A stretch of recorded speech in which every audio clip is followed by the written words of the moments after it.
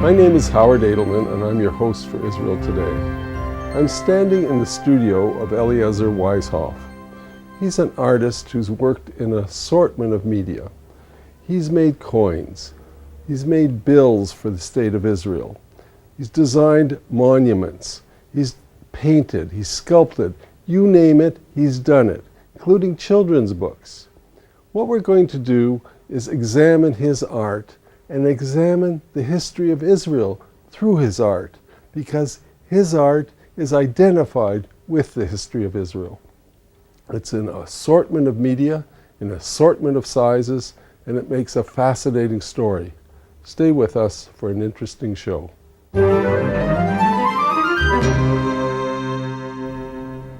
My first and only guest is Eliezer Weishoff. Welcome to the show, Eliezer. Thank you. I have one question for you, which will take the whole program, which is how can one man in his life summarize in his art and artistry and graphic design the whole history of Israel? I tell you, my work is in a lot of fields and areas because they are all connected to the same issue. The issue is only my pencil in my hand.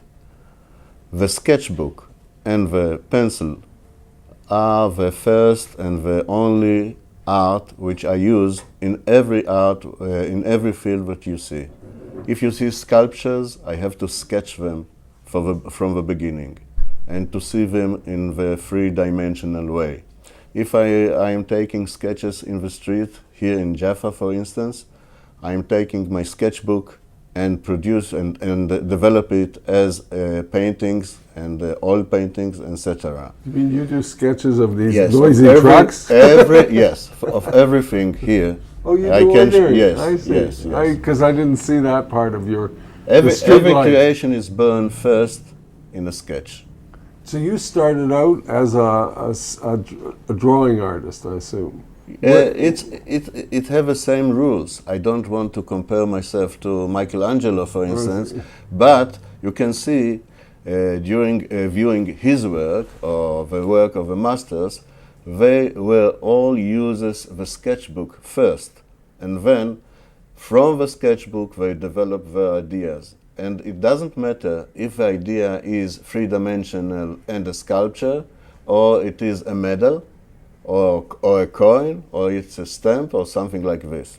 It's the same rule for everything. Now, you started your education where, in Jerusalem, at Betzalel? Yes. And when was that? I was 16 years old. 16 when you went I was the youngest student in Betzalel school then. And you went there for what? It's a 4-year program or a 3-year program? 4 years, program. yes. And what happened after that? After that, I have to recruit to the army. Oh, that's right. Yes. Did they let you draw in the army? After the first recruitment and the whole procedure, it was about a few months. Then they took me to my field. I mean, as a cartoonist, and I work at the youth magazine, which was produced by the Ministry of Defense and the Army, and I was quite a writer there, and they use my illustrations for this issues. Yeah, but you rose very fast because you must, if you're 16, you're born the same year I am. I won't tell you, I promised you that. But 52, I begin to do the calculations. You graduate sometimes in the 50s, the late 50s. But within 10 years, you're producing commemorative stamps and medals already. Yes, after the army, I opened my own studio, which was based on all those fields of art. And this studio was, I took a few or three helpers and people who helped me in this field.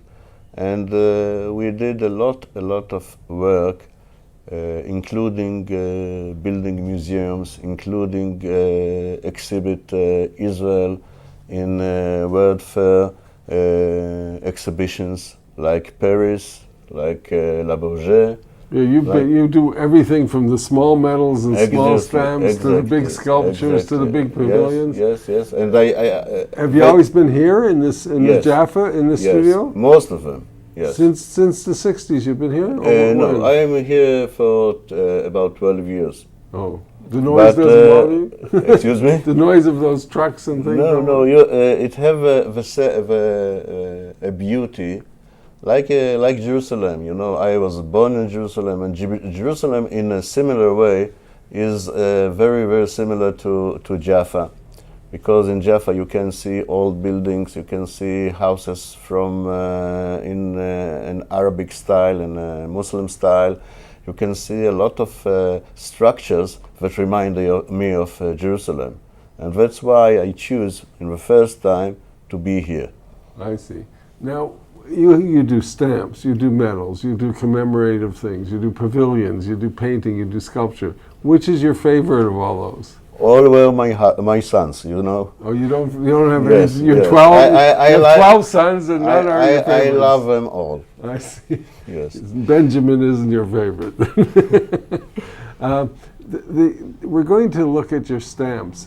How come you get selected? Do you have to do bid? Do you have to give presentations before they choose you, or do they commission you just because of your artistry? It was very difficult in the beginning, because the Ministry of Post doesn't take everybody to design stamps. It was the policy then. And it was hard for them to accept me, because they said, you are a cartoonist, you are doing only cartoons, and you are not serious. Stamps are a serious thing. So I convinced them to try, and I try again. And then I became one of the favorite artists in Israel. Must be. You did so many of your stamps. Yes. Well, let's take a break and then go into some of those stamps, because if people see them, they'll see what we're talking about. Okay. Okay. Yeah.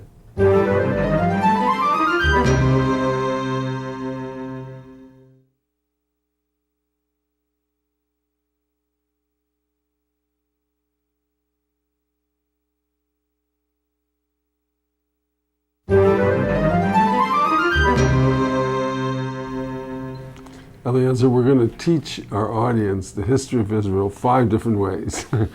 First with stamps. You did one of the earliest stamps on pioneers of Israel. Can we see that stamp? It was the year of the pioneers. And here you can see the stamp. And what is that? I'm sorry, it looks like it's a hoe. It's a hoe. Yeah, I thought it was a hoe. Which is building, creating a new green field out of a desert and out of all surrounding. And this was the duty of the pioneers, to create the land and to recreate a new land from the desert. But another thing is, it was building cities. Excuse me? Building cities and towns. But then they have another thing of mind. They want, first of all, to be farmers, to get from the land what have to be. You know, we called it the land of milk and honey, and we want to find it, and this was the way to find it. But the first towns go back over 100 years ago. Petah Tikva, Mikveh Israel. You commemorate. Petah Tikva was not really a town. It was a small settlement which then goes larger to a town, into a town. But it was like Mikveh Israel and like Petah Tikva. It was the first settlement in Israel that time. Eliezer, these older ones must be the commemorative stamps from Petah Tikva or No, it's Mikveh Israel. Oh, Mikveh Israel. It was the same period those two settlements. Here you can see the entrance to Mikveh Israel. In these stamps you can see the old gate, the old building, and in the other side, the other stamp, you can see Karl Netter, which was the founder of Mikveh Israel, and they both appear to commemorate 100 years to Mikveh Israel. That's about 1970. About. And these are also commemorative stamps? What's this one? Yes, this is to commemorate the Maccabiah in Israel. Here you can see the Weizmann Institute as well. And you have a lot of others. You have ones, you showed me a whole ones on this. What's this one? This one is the Independence Day, a year after the Six-Day War, to commemorate the fallen soldiers of the war, and here to commemorate the war itself. It's the sword with a branch of olive, which is wrapped with the flags of the free wars. And did this you?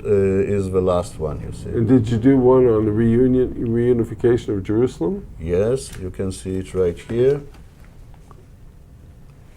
Oh, these. Oh, they're gorgeous stamps. Thank you. You can see they appeared year after year, 4 gates in each year. And you can see here also in this side the pieces of the calendar from the El Al Airlines, which use the same subject, not the same design, for their calendar. You can see here the 8 gates of Jerusalem as well. Great. And you also have ones on archaeology. Yeah. Actually, I'll show you my own album, which I did especially for this aim. The album is combined with all the memory sheets, which I designed it. So what stamp is this? This is the archaeology stamp. It shows capitals and other parts, archaeological part, which shows here on the wall how they were combined really. I see. Oh, and these are other ones. So you have yes, it was stretched over 4 or 3 years. I see. And then you have ones on nature. Yes, you can see the nature reserve stamps. One for the Meads Gallery. You can see it, the seashores, the seashore, the flowers, and the vegetations there. So you always do them on the Galilee when you're doing nature, don't you? Excuse me? You do a lot of Galilee stamps. Yes, and the green must be the Galilee. Yes. The green shows I choose the color of a page to show the environment.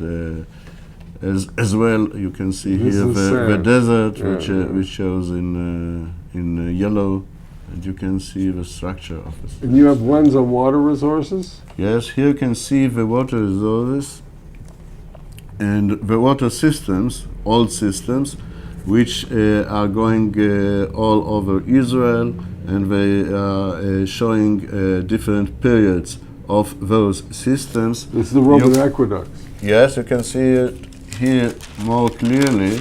Oh, wow. You can see the design, the original design. So this is your painting, you painted. Yes, the painting itself. And you can see here the stamp, which is on the same painting with the first day cancellation here. Now, you've done stamps for not only for Israel, but you've done them for other countries. Like I saw Burundi, you showed me, and Namibia, and I saw a UN stamp. Where's that one? Yes. Here you can see the UN stamp, which shows the globe and a dove with a branch of olive. And this stamp appears also as a medal to commemorate 40 years for the UN. And you do the Economic Council, the Food Council, all kinds of UN stamps. Yes, as well. But this is a country stamp to the Bahamas. Yes. Why churches? These are Israeli churches. Yes. I visited Bahamas years ago, and I did for them a lot of works. And the Ministry of Post asked me to use their churches as a subject for the Christmas stamps. And I convinced him to took our churches in Israel to show the way of Jesus Christ all over the country by showing the churches. The That's old fascinating. churches. Yes. Okay, I want to go now to your medals. And I remember seeing a medal that's just similar to one of your stamps. But let's Yes. do that, take a break and come back to that. Please. Okay.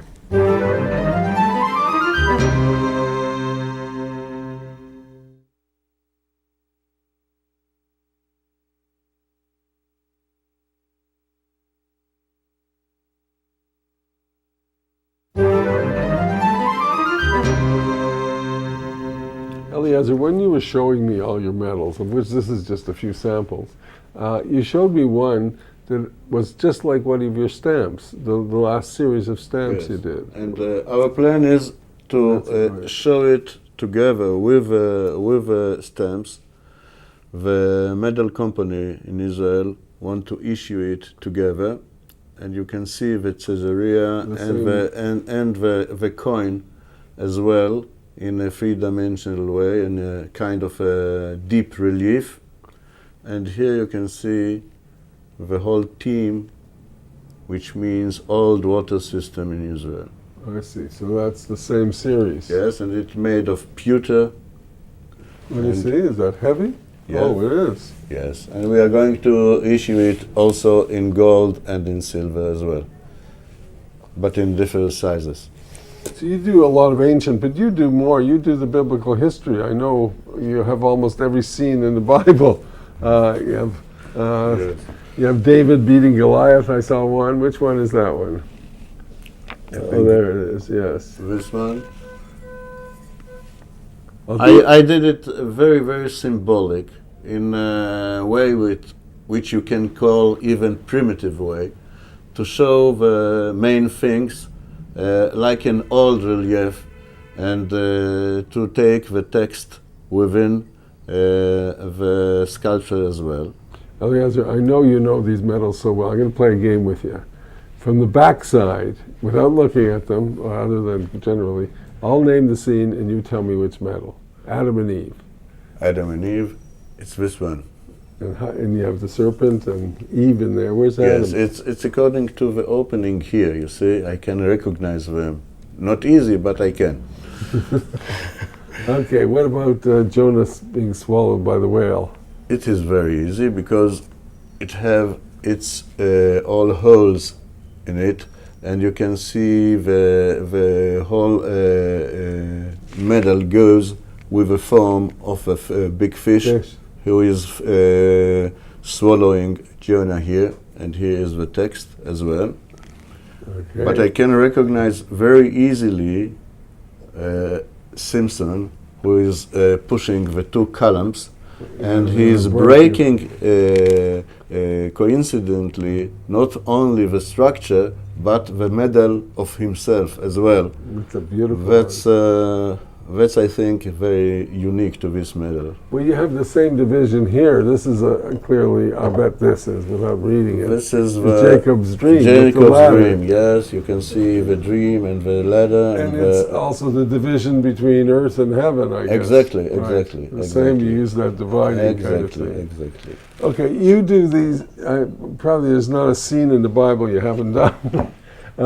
But you also have military medals. I mean, is this every single tank in Israel? I mean, it's, All of them. I mean, All this- of them were tanks which The pattern, took part in the defense of Israel along our history. I It's see. the first tanks, and you know that Israel, as a young nation, have to make a lot of maneuvering in order to build those tanks, in order to reach them, in order to gain them. And it's quite a history, especially for the fighters who did all the who participate in the wars. And here you can see all of them. The Centurion, Merkaz, the Patton tank, they're all there. You Yes. also have planes. Yes. You see, even the planes commemorate also the history of our nation, and unfortunately for the wars, every war have its. Well, 1 minute. Sure. You can see the other side. Oh. Here, it's made of a combination of gold, of silver and brass as well. Inlaid, I Yes, see. it's embossed on it.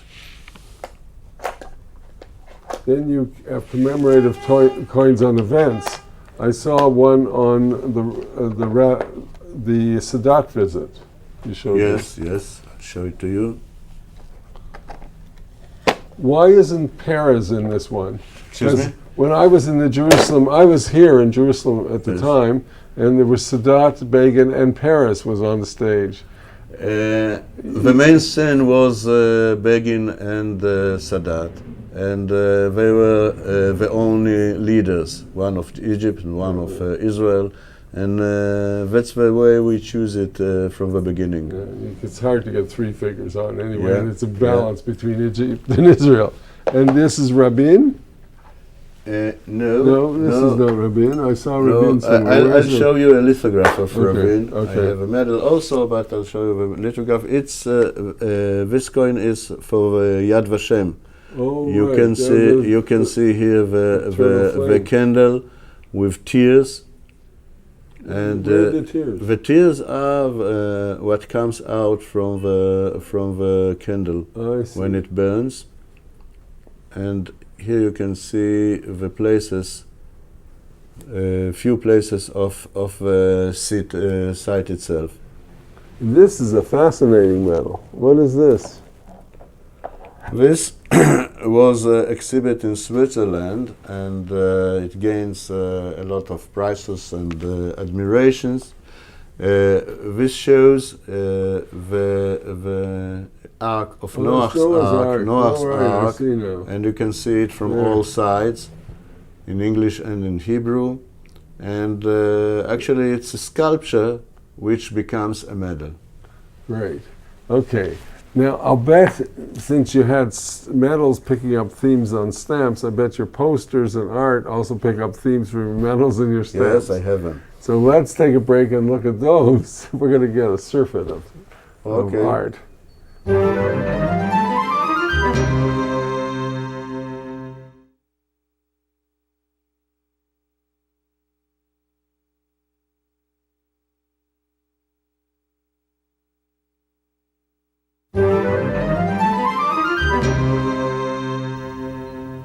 Now we're going to give some free advertising to El Al. Mm-hmm. This is, I guess, a calendar from 1971 that they did? Exactly. And did they give it to clients, or what did they do with it? They gave it and they sold it in many ways as postcards and other products. And here you can see the gates of Jerusalem. Each gate you can see the gates itself and what is on the other side on beneath. So you can see the Jaffa Gate and the Jaffa Tower and the Dormition church. And you have this raised lettering in gold. But Yes, it's not really raised. I use lettering because of the holiness of a view and of Jerusalem itself. So I used to put the letters in Hebrew to show how it is important for us as a holy place. How did you get the impression of it being raised on this poster? By putting inside the material, inside the drawing, a lot of forms, and then color it again. Oh, I see. Oh, I see. And you had gold and then silver. Yes, This Damascus Gate? Damascus Gate Dome on and the Rock. Omar Mosque. You can see Zion Gate, etc. It's a beautiful calendar. No wonder it became a collector's item. But you have calendars with beautiful girls as well. Yes, You know, we have- like a lot we of have- we people have. like hanging, Yes, yes. especially men. It's another technique. Let's show some of them. It's very different than the classical. Okay. You have this whole series of calendars with beautiful vegetables and fruits. and beautiful women. Uh-huh. Great for posters. See what I mean? Mhm. This is the flower one. Yes, it's the flower, and we gave here parts of the phrases of the Bible. In each one you can see the lettering here showing you where was it taken from. Oh, the Here is biblical only, thing. yes, here is the only flowers. Here you can see the scene that everyone knows. Okay, Eve and the snake. let's skip to another year, otherwise we won't get through all of these beautiful images. Here it is made on the sense of archaeological sites. You can see here the ways of ancient production in the agriculture. It's an old wine, olive press. Yes, it's press also for olives and for wheat as well, and for many uses. And the last one? Oh, wow. The last one. This is a contemporary. Yes, it was made in that day that we don't have yet the equipment of digital cameras, and we have to build everything on the site and to take the pictures there. How long did your models lie in these kinds of flowers? For a and few hours, Few about 5 or 6 hours. I hope it wasn't a cold day. Yes, it Okay. was actually cold day, and we get a lot of ovens to heat it. In between, you put it in the oven. In between. Exactly. Okay, wow, that's a great one. What I want to do now is see your posters, because they're so vivid, and we'll switch to them. Okay. And this is clearly Jonah and the whale. Yes. Very innocent and It was, childlike. it was one of a series of 5 different posters which we create for Mesquite. Oh, Mesquite. yeah. There was a shop in Toronto, in Yorkville. Yes, and it was several shops in Israel as well. And it was a very, very famous institution. And the carpet? The carpet was also made from Mesquite, and it was exhibited in several towns in the USA, in Canada, in Europe. And it was also one of 7 or 9 different carpets which we did for Mesquite. So it's like a wall hanging. Let's Yes, go to yes. see your paintings now, because I want to see those and your sculpture. Okay.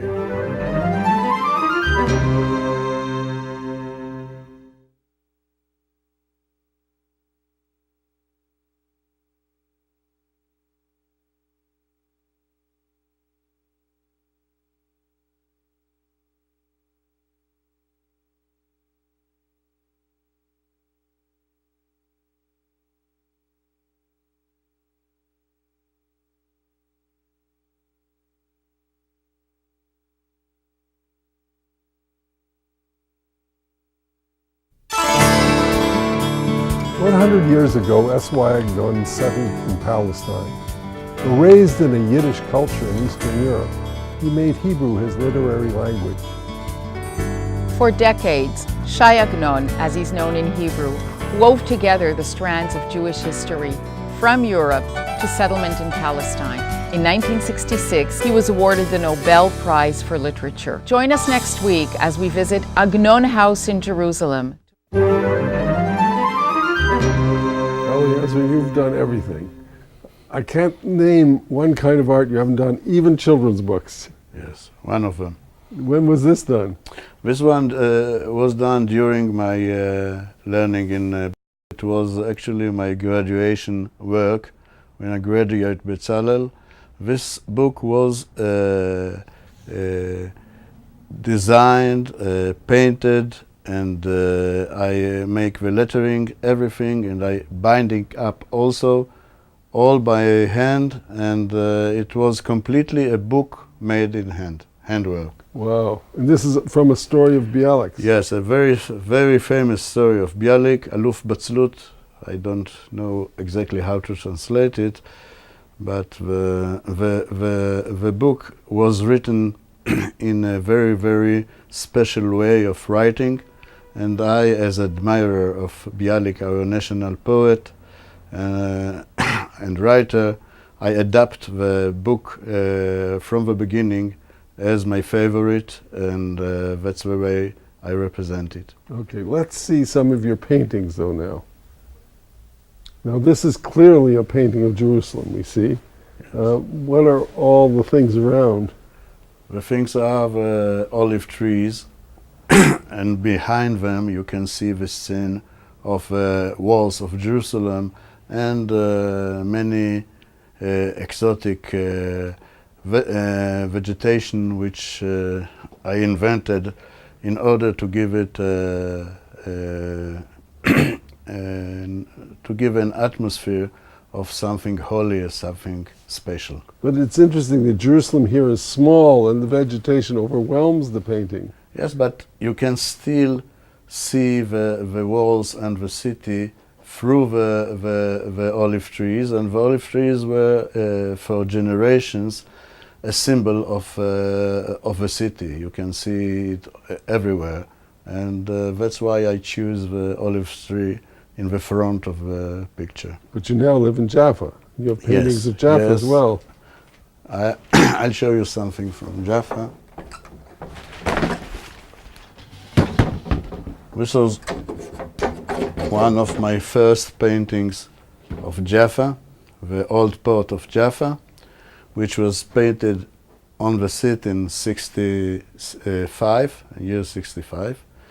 And you have here the boats and the old port as well. I saw a different one though with two boats in it. Yes, yes.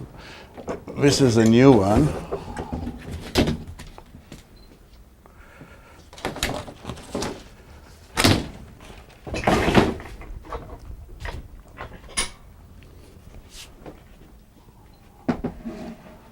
It shows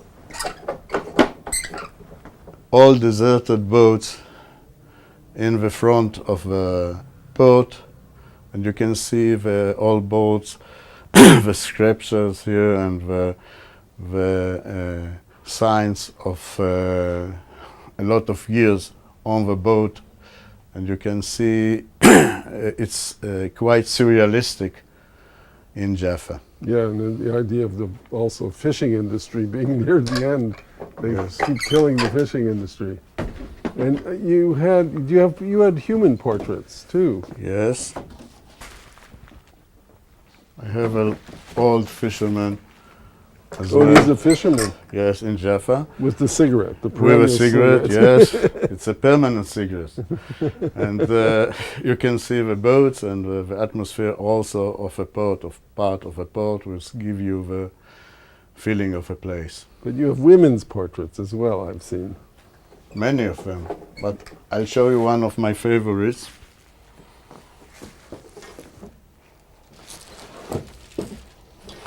Yeah, oh, there. Oh, I recognize this one. Yes. This is my wife That's Ellen.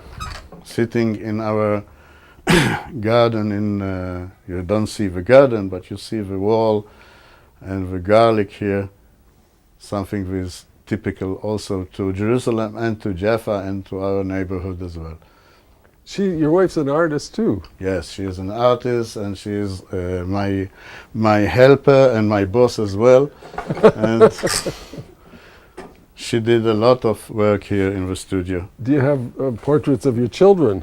Yes, I have. We both have two grandchildren, Well, it's like a typical Saba. and He we paints his grandchildren. and I can be proud that I gave them their names, also from the Bible. This is Yotam, my oldest one, Right. And you have a second? and the second one.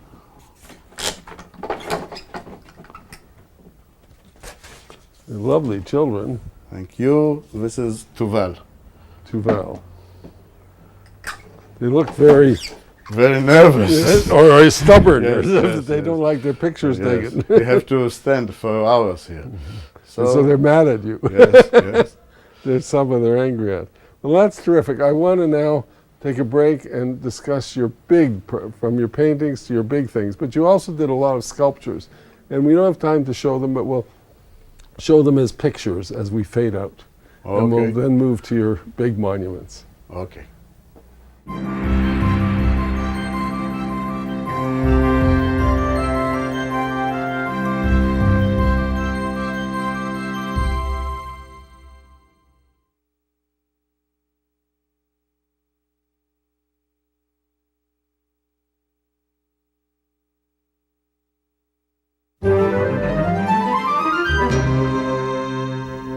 Eliezer, you've painted, you've sculpted in all kinds of sizes. You've made stamps, you've made coins, the banknotes of Israel. I can't think of anything you haven't done, children's books. But you've made huge installations, monuments and pavilions. Tell me about that whole group. To make it short, in pavilions we exhibit all over the world, a lot of pavilions, mainly for the State of Israel, and then for IAI and Raphael and other industries in Israel.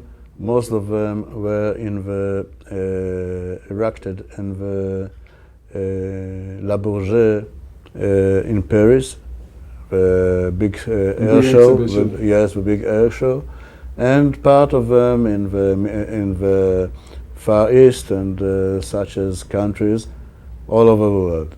And then we came to another field which you just mentioned. It was monuments, big monuments, which we build in Israel, mainly in Rishon LeZion and in other places in Tel Aviv. And now we are going to build a very huge structure and monument in commemorating the 9/11 victims.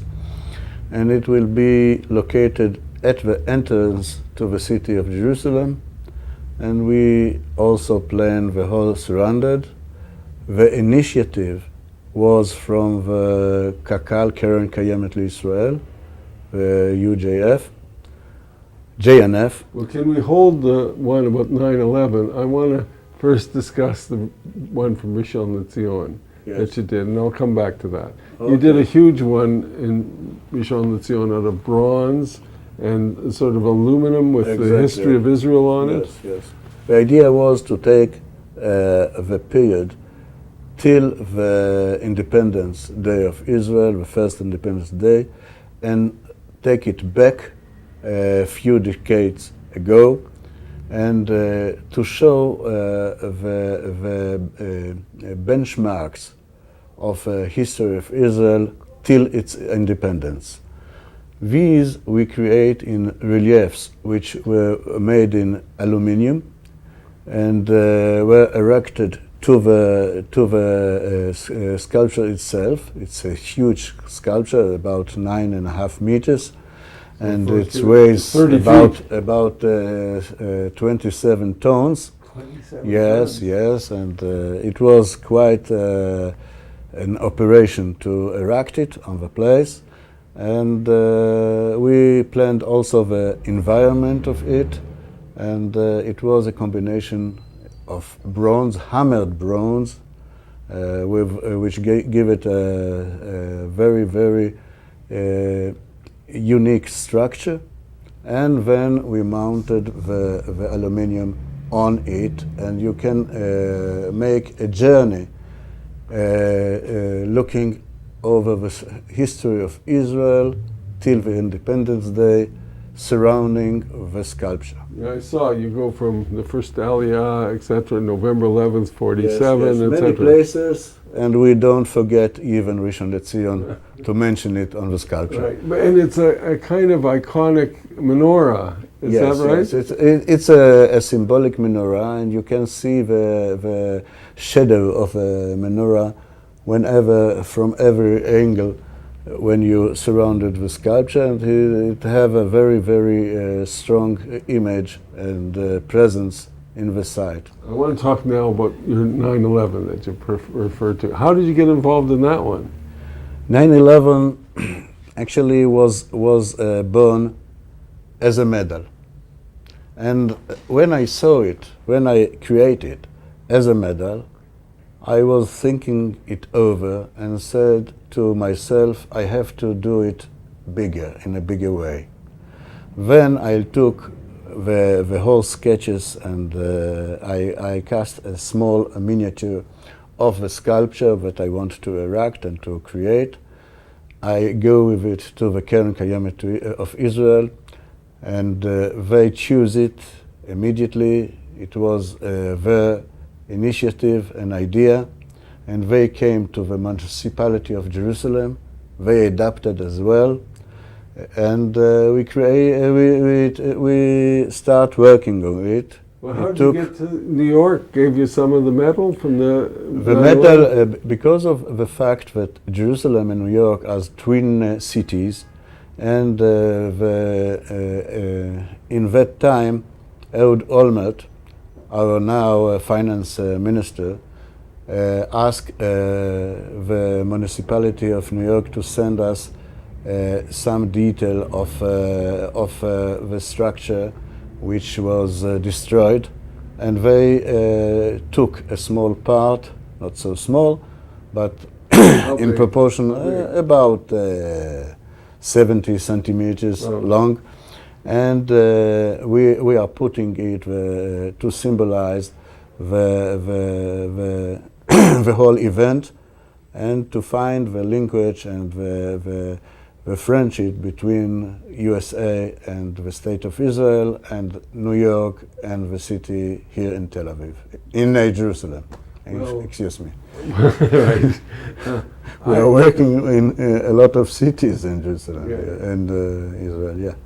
Well, I want to thank you for being. I mean, you're for teaching us the history of Israel in art.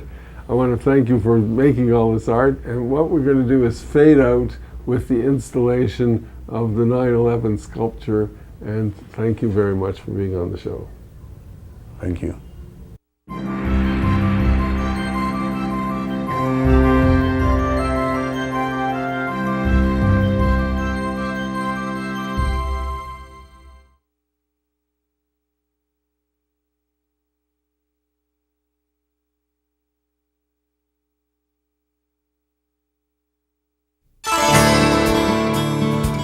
Years ago, S.Y. Agnon settled in Palestine. Raised in a Yiddish culture in Eastern Europe, he made Hebrew his literary language. For decades, Shai Agnon, as he's known in Hebrew, wove together the strands of Jewish history from Europe to settlement in Palestine. In 1966, he was awarded the Nobel Prize for Literature. Join us next week as we visit Agnon House in Jerusalem. You have to admit, Eliezer Weishoff is a multi-talented artist. I don't know of an artist who's worked in so many different media of visual arts, from making little stamps to huge monumental sculptures. I remember being in Rishon LeZion. I was visiting my son, who was then a trumpet player in the Rishon LeZion orchestra, and I saw 3 big sculptures in the city. One was called the Sculptured Gate, another the Sculpture of Peace, a third the Rebirth sculpture. They were very large, mammoth, and very, very different. And I discovered they were all made by Eli. I only learned this later. He can work and draw stamps, make medals. There's not a medium he hasn't touched, from bronze large sculptures to children's books, to watercolors and oil paints. He is truly talented, and his art encompasses the whole history of Israel. His latest project is a monument that will be at the gate of Jerusalem. It's a monument to 9/11 because Jerusalem is linked with New York. It will be a magnificent effort, and I want everyone to see it. I want to thank Eli for his dedication, his artistry, his productivity. It's a wonderful show and wonderful art. We're now going to turn you over to Shira, who's going to outline the shows, the terrific shows we have for this season on Israel in its 60th year. This is an unusual season for Israel today. It's Israel's 60th year. Yep, Israel's celebrating 60 years of its establishment, of its independence. Well, they say that 60 is the new 40. So we're going to focus on Israel, its creativity, its youthfulness. And this year, we're going to focus the entire season of Israel Today on Israel and the Israeli-Canadian connection. As always, we're going to travel to Israel. We'll visit archaeological sites, we'll get a taste of history, we'll wine and dine at some of Israel's best restaurants, we'll visit the best of Israeli community life, where Israelis of all backgrounds are trying to bridge fault lines, encourage dialogue with one another. We'll have a taste of the contribution of Russian immigration to Israeli culture and Israeli art. We'll speak with an Israeli diplomat. We'll learn more about Canada's role in the region and about Canada's role as an honest broker, trying in its own way to bring about conflict resolution. As always, we'll have several documentaries that highlight various aspects of Israeli life and the Israeli experience. So we're going to try to create a whole potpourri, a multifaceted, multicultural, if you will, experience of what Israel is about today in its 60th year. We're going to focus less on Jewish community life in Canada. And we hope in this way to create our own contribution to dialogue, to bridge building, to enhancing the connection among Canadians, among the democracy that's Canada, and the State of Israel. Join us throughout the season. We hope you'll enjoy it.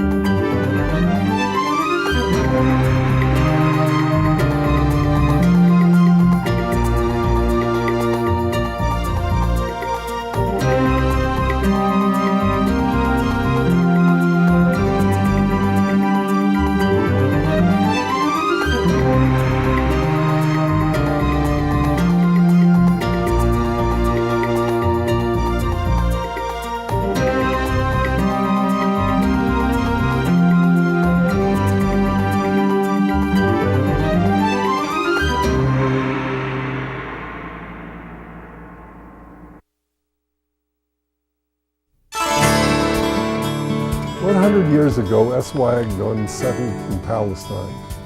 Raised in a Yiddish culture in Eastern Europe, he made Hebrew his literary language. For decades, Shai Agnon, as he's known in Hebrew, wove together the strands of Jewish history from Europe to settlement in Palestine. In 1966, he was awarded the Nobel Prize for Literature. Join us next week as we visit Agnon House in Jerusalem